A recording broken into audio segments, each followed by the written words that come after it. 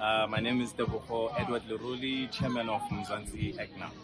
We are here today because we are all participating at the first ever Gauteng Walk, which was launched last year and launched as what we knew as the National Men's Walk.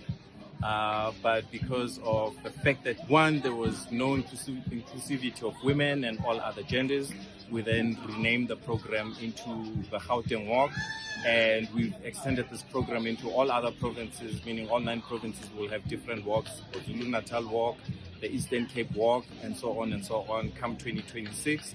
But today we are here standing up and rising up against gender-based violence and femicide as a cause.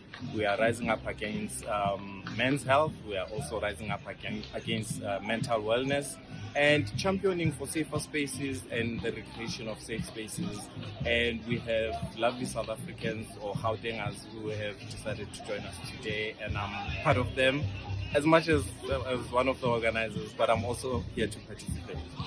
It's very important because I think the man from ancient times, or the man who is still driven by patriarchy or old ways or old methods that we were brought up with, has to unlearn a lot of issues. I mean, one, we are talking about mental wellness. It's very key for us as men to engage, be in spaces where we can communicate, where we can exchange, where we can share with other men, but as well to share with women and be in spaces where we can recreate the safe spaces and be amongst one another and share these topics and talk about the issues and challenges that we're faced with.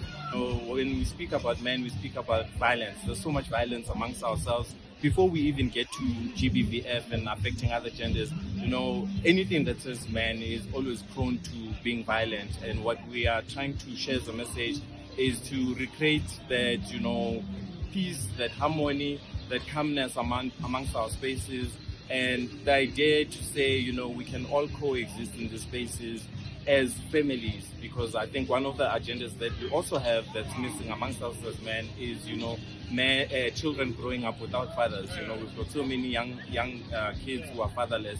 We're trying to promote the idea that men must take up their roles, they must take up spaces, even if there's no employment. But being a father simply means you're a father and you're a father forever.